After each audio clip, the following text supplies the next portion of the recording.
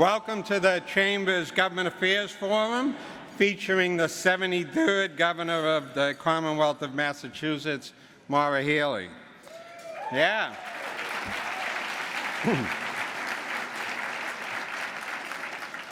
We like to put together intimate gatherings like this. I'm Jim Rooney, President and CEO of the Greater Boston Chamber, for those that I have not met. Governor Healey is a longtime friend of myself and in the Chamber. We worked together on many issues during her time as Attorney General, and a Pinnacle Award honoree. How about that?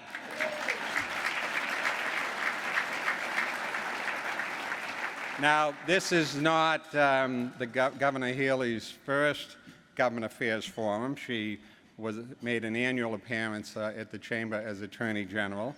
But this is an historic moment. Today we welcome the Commonwealth's first elected woman and first elected LGBTQ person in our government.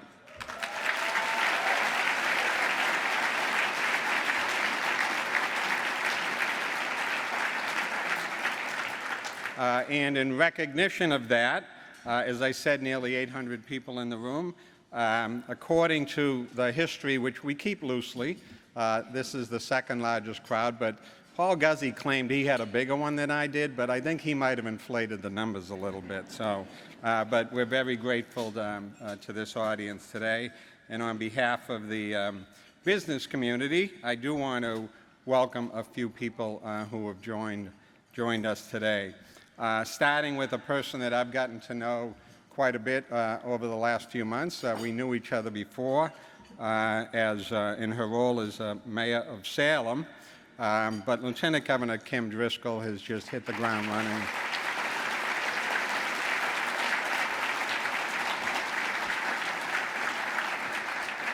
And we know that with her voice in the governor's office, that we have a friend of the business community. She gets how it all works. I know there's many people here from the governor's staff, and I know the governor intends to recognize that. I do, as a former and recovering chief of staff, always like to recognize the chief of staff, Kate Cook. Please say hi to Kate Cook.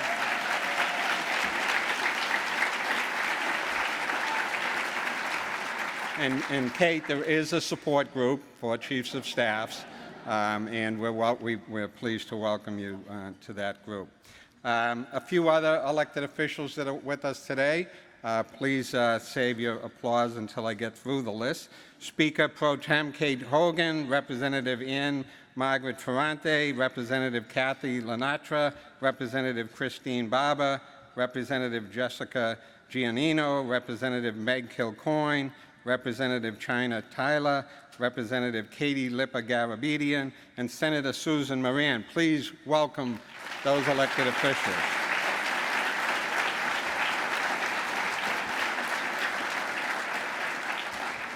I think we may have a quorum and might be able to get some business done with that crowd. There are a number of former elected officials here as well, but today is the Governor's Forum. So thank you to all of the former elected officials for joining us, but I do want to recognize former Massachusetts Governor Bill Weld.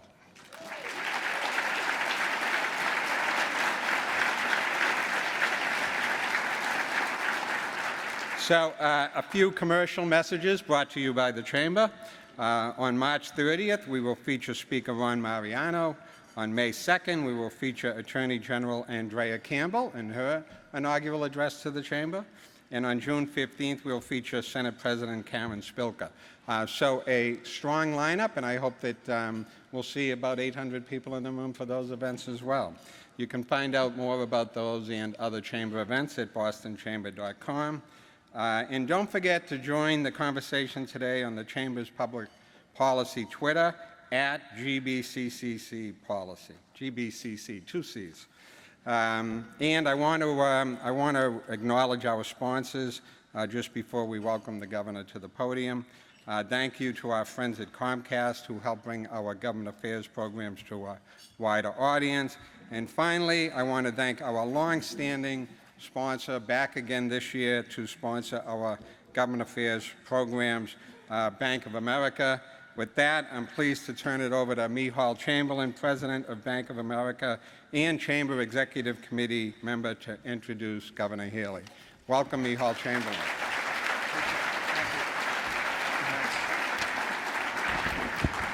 All right, thank you, Jim. Good morning, everyone. Before I introduce the governor, I really want to give a big thanks to Jim Rooney and his team for the tireless efforts they put forth every day on behalf of advocating for the greater Boston business community. And it really makes an impact. And again, I want to thank Jim for his leadership and for all the efforts of his team. So how about a big round of applause for Jim?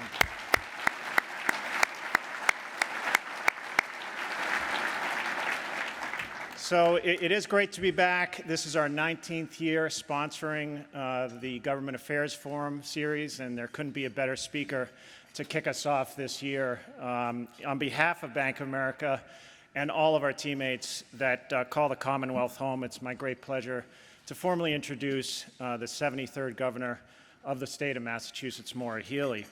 As we learned earlier this week, the Governor is committed to making Massachusetts more affordable and is focused on growing the state's economic competitiveness.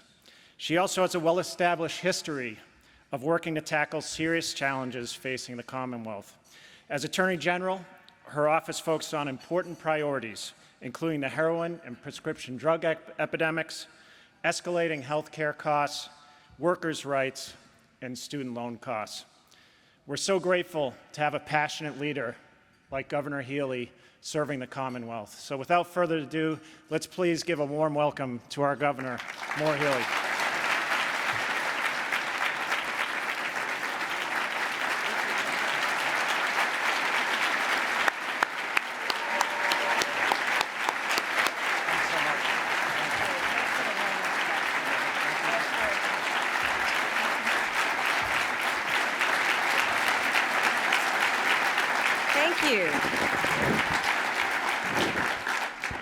Thank you so much. I really, I appreciate the warm introduction.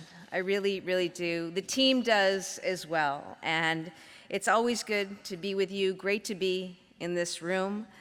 Thank you so much, Michal, for your work and your partnership over the years.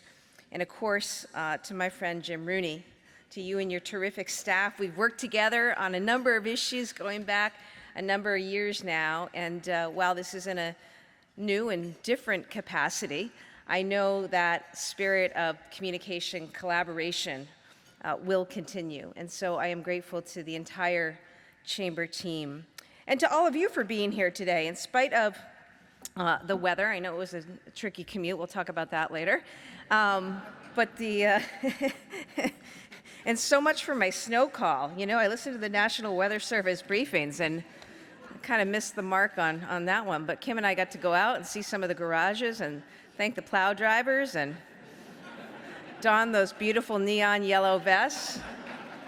It's good. We'll be minding traffic a little later on in the afternoon.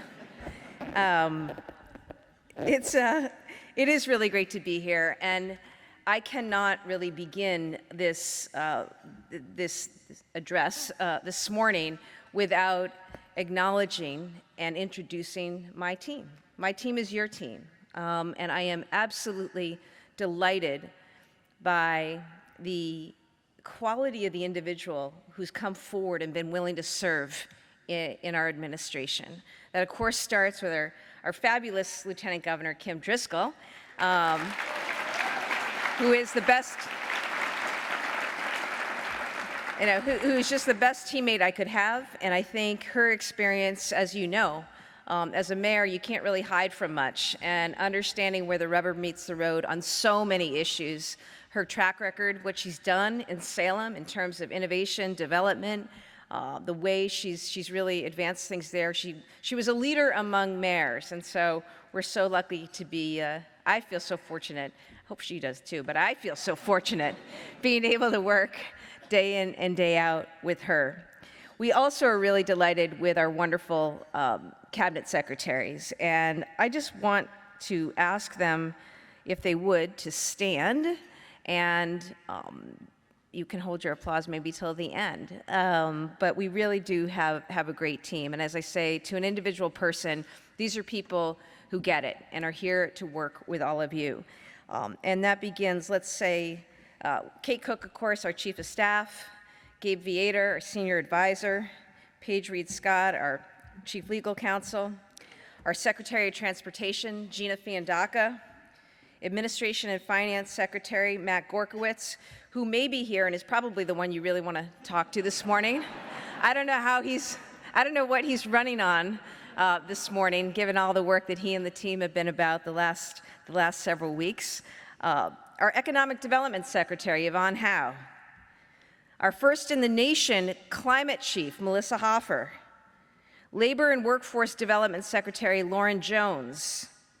Public Safety and Security Secretary, Terrence Reedy. Veterans Secretary, John Santiago. Technology Services and Security Secretary, Jason Snyder. Energy and Environmental Affairs Secretary, Rebecca Tepper. Our Education Secretary, Pat Tutwiler. And last but not least, just sworn in yesterday, our new Health and Human Services Secretary, Kate Walsh.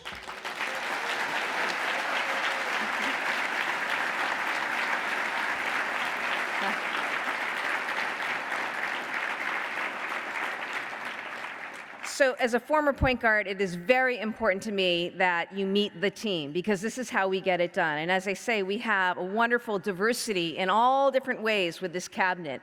And it's important. It's important in this time. And what's really important, I think, is the way in which we want them to work together and work with all of you. I think basically the instruction that Kim and I have given to all of our wonderful teammates is basically this. It's about teamwork, breaking down the balkanization of silos that sometimes exist within government. It's about collaboration, and it is about communication. And that's the way that everybody across the administration is going to roll. So while we may have differing views from time to be expected, we welcome that. It's about the engagement. It's also about the urgency. And I think one thing that attracted me to all of these folks is this idea that they are committed to meeting the moment, really meeting the moment, because we can't afford to lose any more time on some of the very real challenges that we face as a state. And I think after COVID, with so much having been disrupted, dismantled, there are new norms now. There are new ways of thinking about how to solve problems. And it is in that moment that I think we have a particular opportunity for nimbleness, for innovation, for thinking outside of the box, and really trying to move ahead to get things done for our state. And I know that this group of people, and I think the ethos that they will infuse across their different secretariats, mindful, of course, we've got incredible men and women already working, some for a short time, some for many years in state government. We're lucky in Massachusetts. I think together, that'll put us in a position to be a government that serves all of you and serves the people of this state. So yesterday I announced our first budget. Our first budget recommendation, I should say, to those, my colleagues in the legislature here this morning. Recommendations, proposals, advisories, what have you. I appreciate it as the start of a conversation, but the start of an important conversation. I think that one thing that we've talked a lot about is the big need to improve quality of life for families across this state. And in terms of improving quality of life, I think the first place we've got to begin right now is talking about affordability. Now, we see our proposal filed yesterday as a down payment on Massachusetts' future and how we can directly help people by lowering costs, improving our schools, training our workforce, and growing our economy. We see it as an opportunity to meet the moment that we are in today, the moment to turn challenges into opportunities by building a strong economy, creating livable communities, and working towards a sustainable future. With a fiscally responsible approach, we are making bold, historic investments in climate, healthcare, economic development, workforce training, roads, bridges, public transit, housing, food security, all while ensuring that Massachusetts can sustain, this is important, sustain these investments in the future. So today I thought I'd take a few minutes to talk a little bit more about that. We know some of the challenges that we're confronting right now: an unprecedented housing crisis, skyrocketing costs for quality childcare, companies unable to find workers with the skills they need to grow. All of these factors and more threaten our state's ability to be competitive and affordable. The good news is we can, working together, fix that. Along with our budget, we also filed legislation to establish, for the first time, an Executive Office of Housing and Livable Communities. This is a brand new secretariat that's tasked with confronting arguably the biggest challenge of our state. It's going to help us focus on the urgent need to build more places to live that are affordable, closer to transit, and give residents access to jobs, medical care, and other needed services. Together with that, we filed a $750 million tax package. That tax package is going to put money back in the pockets of residents across the state, families, seniors, renters, and others.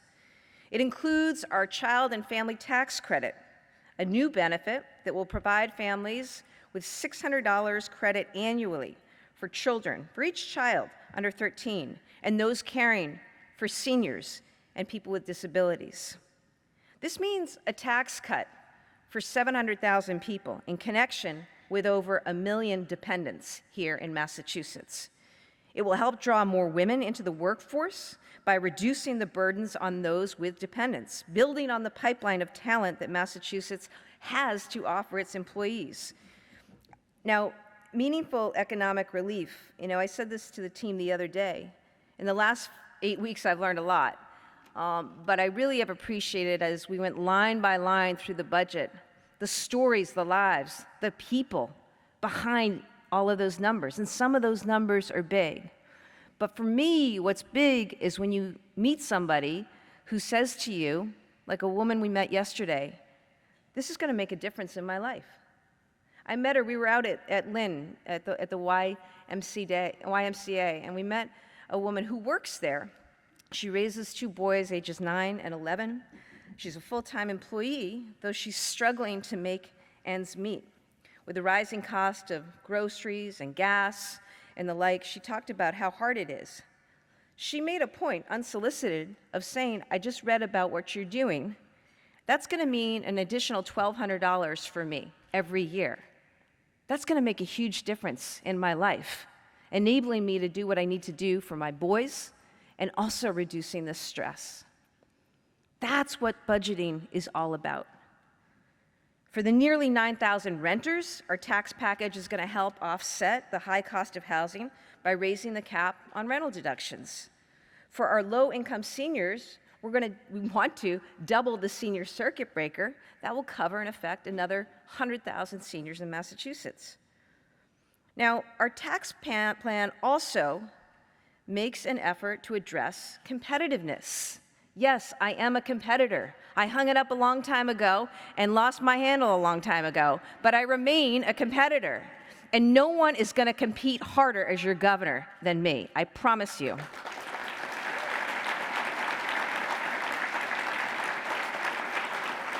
Now, but we have to be honest about what's happening. We really do. And we've got to make sure that we are competitive with other states. We've got to be competitive when it comes to attracting and retaining employers and businesses, keeping our residents here in the state. And so our tax proposal did a couple of things. When it comes to our state tax and short-term capital gains, we know that Massachusetts is an outlier. Currently, only Wisconsin and South Carolina, the only 2 states that have short-term capital gains tax that's higher than long-term capital gains. So we changed that through our tax proposal. We're one of only 12 states with an estate tax, and we share the lowest threshold of those 12, along with Oregon. We want to change that and not have Massachusetts be that outlier and make Massachusetts as attractive a place it can be for people to work, live, grow, and grow businesses. I'm proud that Massachusetts has always been a national leader. We have on so many fronts, in education, in business, in science, in technology, in democracy, in civil rights, in reproductive freedoms. But simply put, we're not leading when it comes to affordability. And we really need to change that because too many other states are passing us by, and it hurts our ability to compete. That's why we're prioritizing these reforms. Which also leads me now to workforce. Workforce. I'm looking at so many different sectors and fields and companies, and every one of you to a person has experienced real crunches when it comes to finding talent. We've got to work together to change that. I think that we can all agree one of the greatest challenges that has emerged from COVID, of course, has been workforce shortages. As I say, it's affected nearly all sectors, and right now, tens of thousands of jobs in our great state are going unfilled simply because the skills of our workers don't match up with the needs. We need to make Massachusetts more affordable if we want to attract and retain talent, and we need to connect workers with job opportunities and create that pipeline. And we need to do it yesterday.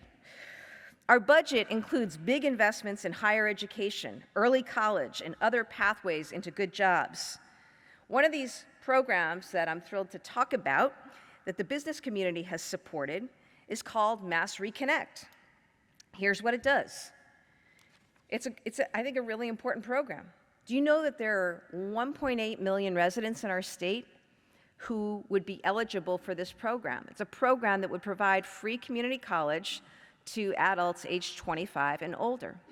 Of the 1.8 million residents, 700,000 of them already have something towards a degree, some step towards credentialing.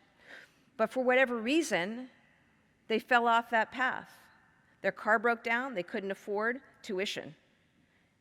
Food insecurity, housing costs, childcare, you name it. You know the barriers that folks face. So we've got a lot of people who are on a path, but understandably, one reason or another had to step off. And this is about reconnecting them, bringing them back in at a time when our employers desperately need the talent.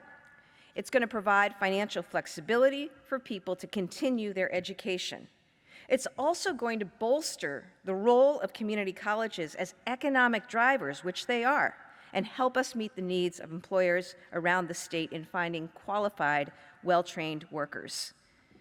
Importantly, it's also going to help us as a state, and I know we care about this big time, break cycles of intergenerational poverty. Breaking cycles of intergenerational poverty.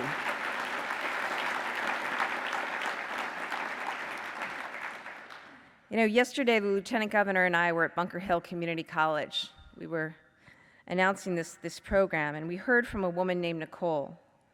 She's a mother of 5. She also has her mother living with her, as so many families do, because you're managing both ends. And she's been working on completing her community college degree for 2 decades, including a time of working through sobriety and recovery.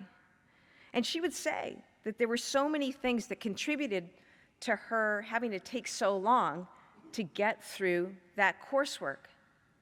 And she told us about what a program like Mass Reconnect would have meant to her, a program that covers not only tuition and fees and books, but also access to other services, the very kinds of things that got in this woman's way in terms of being able to complete graduation, food, housing, childcare, wraparound services and assistance. This stuff matters, and to hear her tell it, you know, I felt very affirmed that this is the right direction. This is where we should be going. We met another woman, amazing story. She grew up in Colombia. Her dad had come over, ran a convenience store in Hyde Park, and then she came over at a young age to help him actually run that store. And he ended up dying in a plane crash. She ended up having to take it over. She had no family here, and she had no means of really providing at that point for her daughter. So she sought to go to community college, which she did. She'd work 14-hour days and go to community college.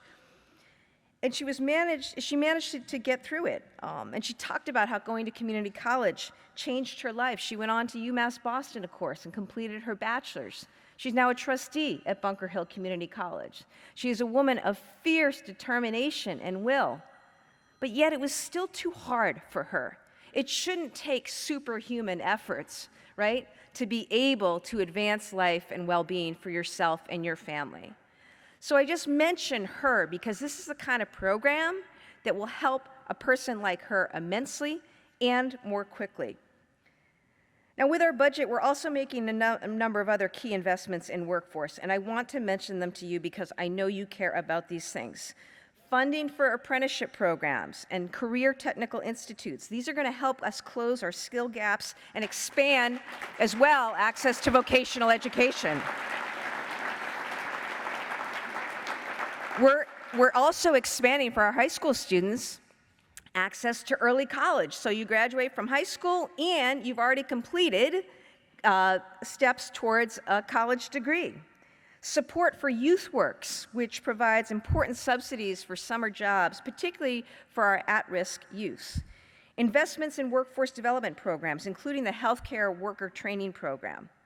The bottom line is we have got fantastic schools, fantastic programs. We've got kids and adults out there willing and eager to learn, and we've got employers desperate for that kind of talent. We just need to knit it together and work together.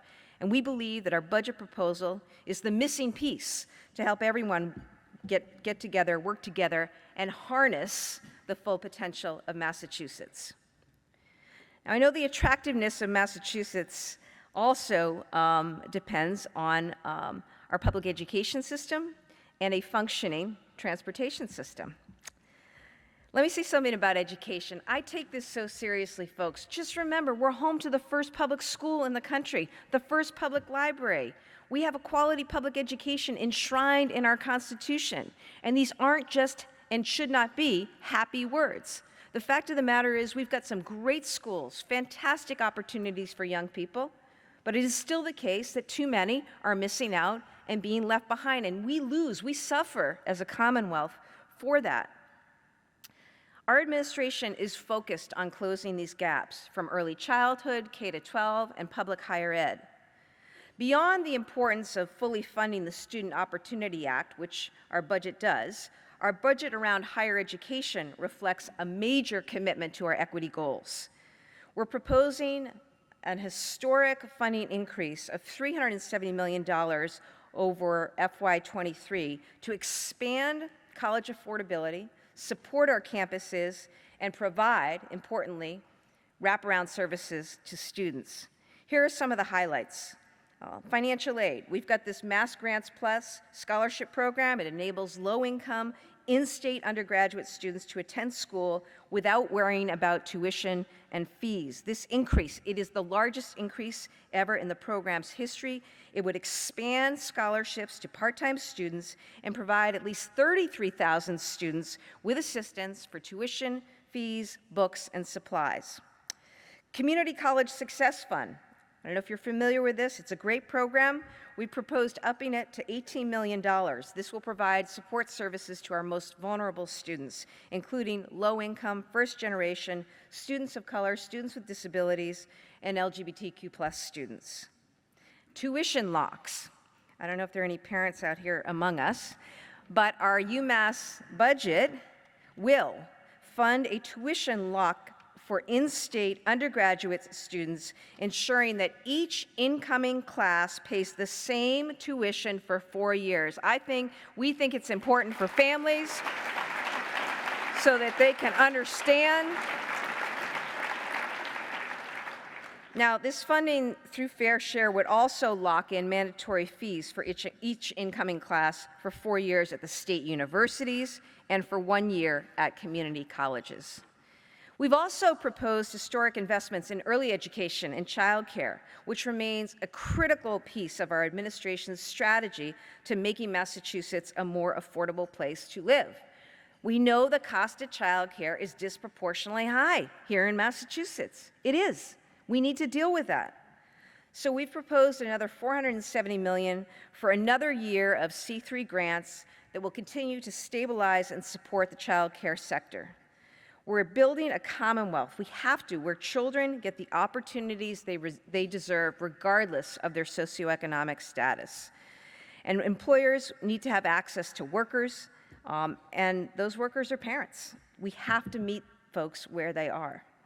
When it comes to transportation, there's no question that concerns like traffic and access to reliable bus and train networks are factors. They are in people's decisions about where to locate or where to stay. That's important for workers and employers alike as they look to grow their businesses, expand families, or enjoy all the attractions that Massachusetts has to offer.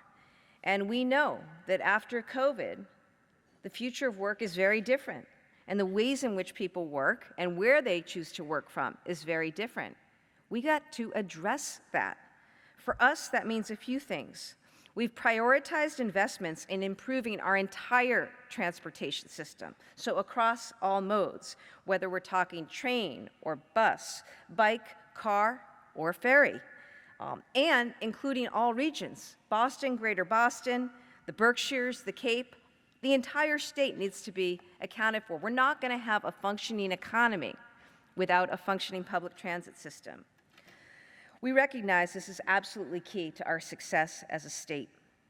Meeting workforce demand is something we've committed to doing with the hiring of an additional 1,000 workers for the T. The T is definitely down hundreds and hundreds of spots, making sure that we're doing everything we can to make it safe and reliable, proposing startup costs for means-tested fare programs, funding for significant road and bridge repair, rehabilitation, and replacement. These investments in WAR will improve the traveler and commuter experience and help us deliver on long-term goals. Let me just close by a couple of thoughts. I mentioned competitiveness. There is so much I love about this state. I feel so privileged to be your governor. We live in the greatest state in the union. We really, really do.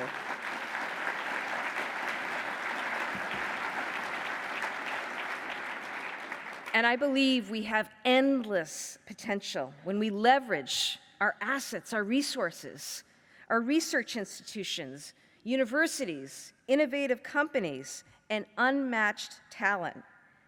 We also have the greatest people, resilient, strong. We're coming up on the 10th anniversary of the Boston Marathon bombing, of course. We saw the incredible heroic works through this pandemic. People who step forward. People in the state, they always step forward. They always step up. They always meet the moment, including in dark times in our country, where people are looking, some forces are looking to take us backwards. And we've just refused to accept that. And here, at the start of Women's History Month, I just want to acknowledge and say I'm really grateful to the legislature and the leadership, including Governor Baker last year, in making sure that in a post-Roe America, we are going to be strong and make sure that women's access to reproductive freedom is always taken care of.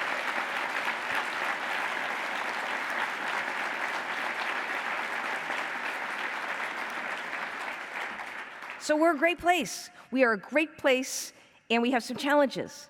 But my money is on Massachusetts, and my money is on us because I know we can work together. There's a lot of federal dollars out there, and rest assured that Kim and I and our entire team are committed to working with all of you and securing every last dollar we can get for our state.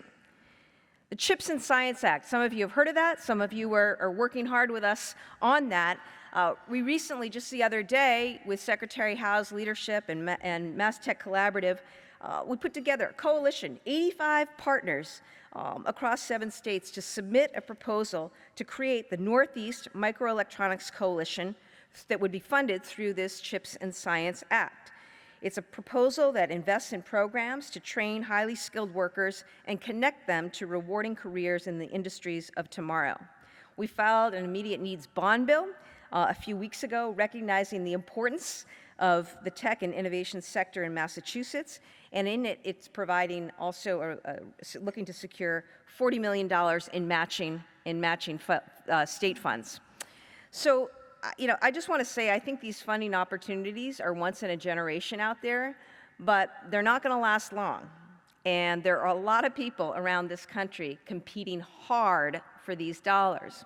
So I'm asking for your partnership, for your collaboration. And the more that we can show a willingness to have skin in the game as a state, to create pipelines for workforce and job growth, and finally show a readiness to roll on these, the more likely it is we're going to be successful in securing these federal funds. And so I think this is a tremendous opportunity for our administration to connect with and collaborate with this chamber and others, because it will be for the betterment of our state. Again, Jim, many thanks to you and the team for having me and our team, your team, here with you this morning. We look forward to the great work that we can do together. I'm excited about the opportunity, and it looks like I'm going to be now visiting with you over here. All right, thanks everybody. I'm looking at Julie Burns, and Governor, you and I were just downstairs for an event, 5th anniversary of RISE, tremendous organization. As Attorney General, you're at the forefront of fighting against opioid abuse and what goes on, and you made some compelling remarks downstairs. Talk to this business community audience about that crisis and how this community can help. Thanks, Jim. And thank you, Julie. RISE is a tremendous organization doing a lot of good in this space.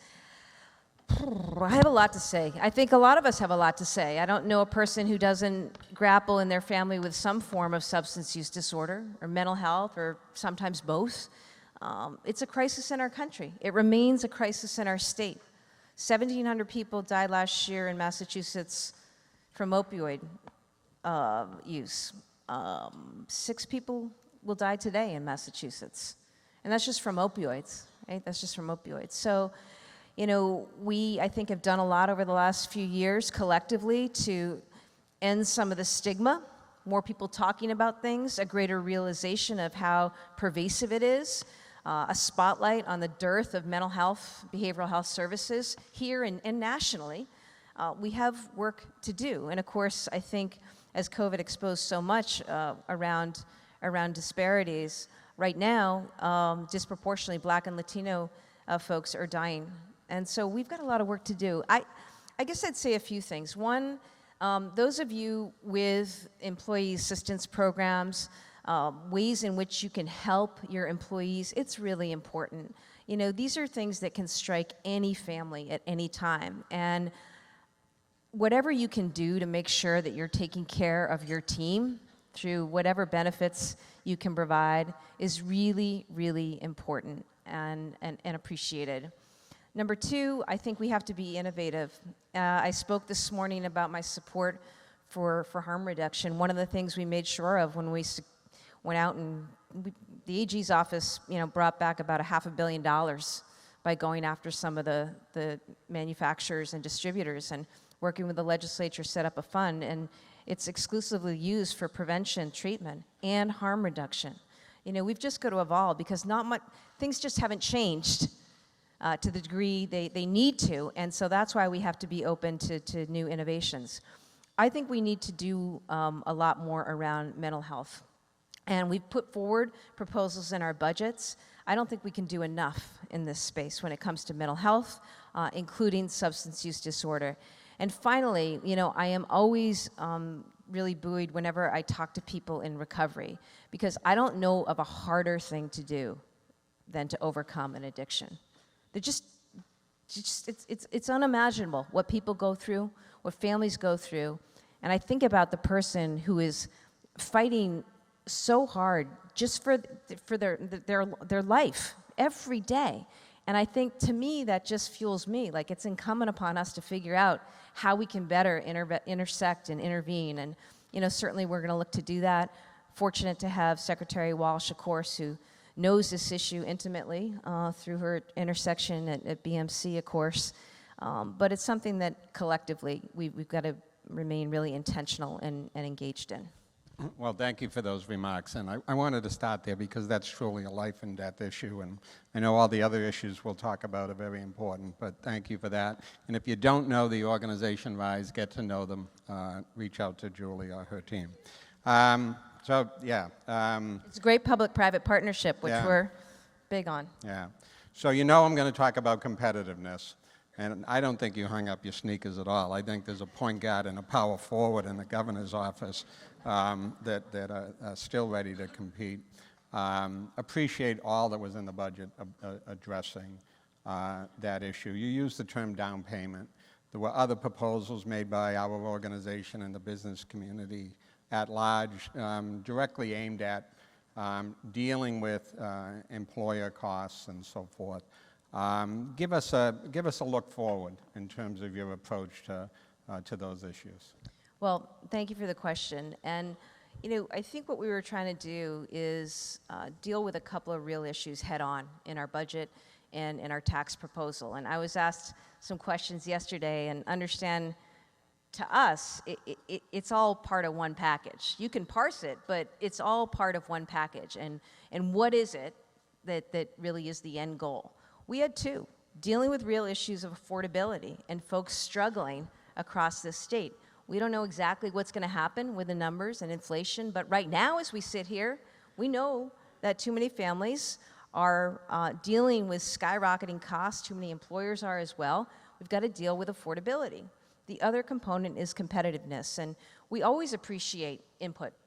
We always appreciate people's perspectives on what is going to make a difference and move the needle on certain things, and you saw some of that included both with respect to the estate tax and the short-term capital gains. I think this is the start of a conversation, and I think this administration remains open to dialogue, of course, with our colleagues in the legislature, but also all of you. I think we share the end goal of making sure that Massachusetts, our residents, families, students, seniors, businesses are soaring. That's what we want. I don't want to see people going to Texas or to, Austin's cool, but whatever. Or Florida, North Carolina. But this is the dynamic right now. And I also say that mindful that there are a lot of people that have no choice but to stay here. So I don't want to leave that out of the discussion in this room, because there are a lot of people for whom, there is no option even to go to New Hampshire. We've got to take care of those people as well. But I think it's about continued discussion, and this is the start of a process. Tax policy is one dimension of that, and as I listen to you and your passion for the Commonwealth and the pride that you bring to that, another role of governor is chief salesperson, and you mentioned the way that other states are behaving. I think many of our business leaders get calls from other governors saying, why don't you take a look at, Texas and North Carolina and Florida. Talk about that role as the chief salesperson for the Commonwealth of Massachusetts. You embrace the role of national figure in the AG's office. Is that a role that you intend to take on in terms of selling the Commonwealth? Absolutely. I've never been a cheerleader, but I am ready to be a cheerleader now. And I know Kim is as well. The fact of the matter is there are other governors, there are other mayors out there hustling, competing hard, and we've got to do that and more. The good news is we've got a lot more to sell. We've got so much more to commend us, but I think that is absolutely essential that you be out there talking about the great opportunities within this state. And they are real. They are absolutely real. So, I love that. Massachusetts, though I grew up in New Hampshire, my family's from Massachusetts, and some of you know the story. I was born at Bethesda Naval. That's where my dad was stationed. And my grandmother was so horrified that I wasn't going to be born over Massachusetts soil. She got on a plane, flew in the middle of the night through a snowstorm in 1971, snuck in with her nurse's outfit on into the delivery room, and placed a bag of Massachusetts dirt under my bed just so that I could be born over Massachusetts soil. So I'm in. I am big in for our state. And by the way, how about the Celtics and the Bruins? We continue our traditions. Following up on the national stature, beyond being a salesperson, you assumed a role as Attorney General, collaborating with other Attorney Generals on major issues affecting this country. You mentioned workforce and a great deal of appreciation for all of the workforce initiatives, apprenticeship programs, and Reconnect and so forth. But there's a simple math problem here, which is even if all of those succeed, there's not enough people. And we have, as a state, as a city, depended upon constant waves of immigration for 400 years. I mean, let's face it, right? We all have that story in us. What about immigration reform and the role of yourself and governors in telling the story of the workforce needs of their cities and of their states, in opening up the doors to the people we need in many of our institutions and organizations?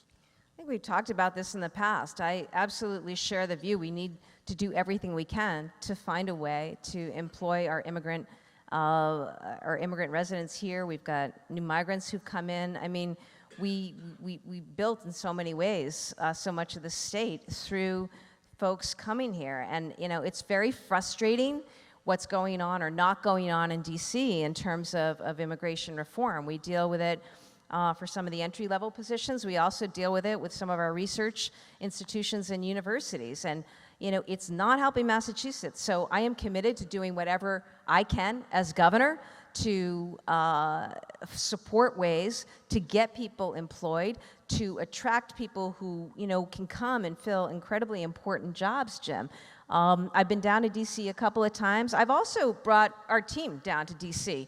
I think it's really important that we have a presence in DC, that we are working directly with not only our delegation, but also with an administration. And so we were down, a bunch of us and secretaries down meeting with Mitch Landrieu on infrastructure, on Pete Buttigieg on transportation, talked to Gina Raimondo. I mean, we've got to play hard right now for any and all opportunities. And in the course of that, I did speak with Secretary Mayorkas of Homeland Security. But I think given the realities of where things are right now in cycles, we've got to look to what we can do on our own here as a state. But it's absolutely imperative. We lose every day for it.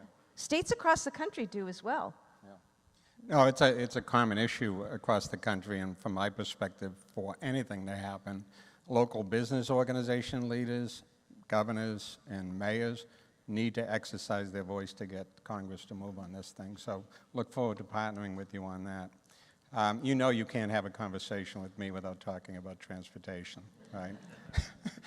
I'm looking at Tom Glenn with a very glum, sorry, of course. What would you like to talk about? So appreciating that this is a statewide issue, and we certainly support having statewide solutions to the issue. But closer to home here, the T. It doesn't seem like a day goes by without, there's another story about something, whether it's trains behind schedule in terms of the new trains, the fare collection system. It just feels like we knew there were problems, but it feels like it's worse than we thought in there. What's the first couple of steps? This is going to be a long-term journey for both of us, but what are the first couple of steps to dealing with our public transportation issues? Well, first of all, recognizing that we don't have a choice. We absolutely have to do it. We have to do it now, and we have to be bringing everything that we can to it. God bless Secretary Fiandaca, because every other day she has to call me as we're starting out in this new administration. And I appreciate her candor. You should appreciate the transparency, because we are going to be transparent about the state of play while we work to address it. I've committed to hiring a new GM and a transportation safety officer. That will be happening soon. But that doesn't fix it. We need to build out and support an entire leadership team, which we're slated and looking to do at the T. We are down several hundred positions of bus drivers, operators, dispatchers. the slow zones, a lot of that, we just don't have the person power to be able to do what we need to do. And unfortunately, this is the situation we're walking into. But we're committed to addressing that, okay? And that's why we've called for ways to hire another 1,000 folks for the T. We've got to do things in different ways. It's not clearly, some tactics have been tried. They haven't worked. So we're going to do some other things to make sure that we're bringing people in. We were out the other day talking to all the plow drivers, and part of that was to show that we believe them, we support the men and women who are working hard to carry out public transit jobs, and we need more of them. These can be great careers. But Jim, I think my obligation is to be absolutely candid with public about what's going on, show the investment through budgeting and other commitments and what we can do within an administration, and just continue to really ride, no pun intended, this issue until we see these improvements. So, that's where we are. Again, there's federal funding available. There's a lot of project management, frankly, that we need to do. We became aware of the situation out in Springfield with the significant delay in red and orange line cars.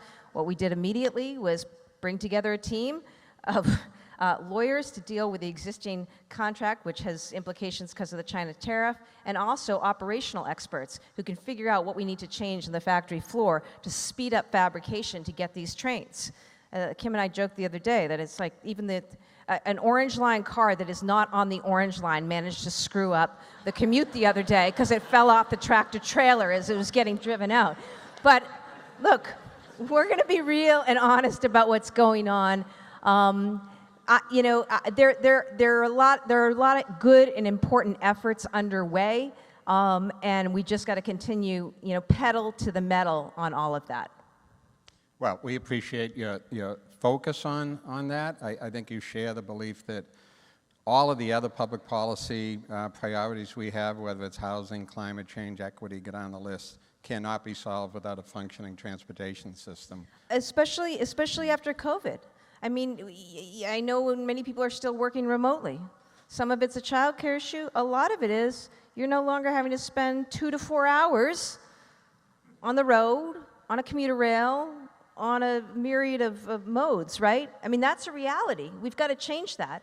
And if I want us to meet our climate goals, we've got to make damn sure we're doing everything we can to incent people, right, into public transit, which, we hope to electrify at some point. But that's where we must go. But it's going to require work.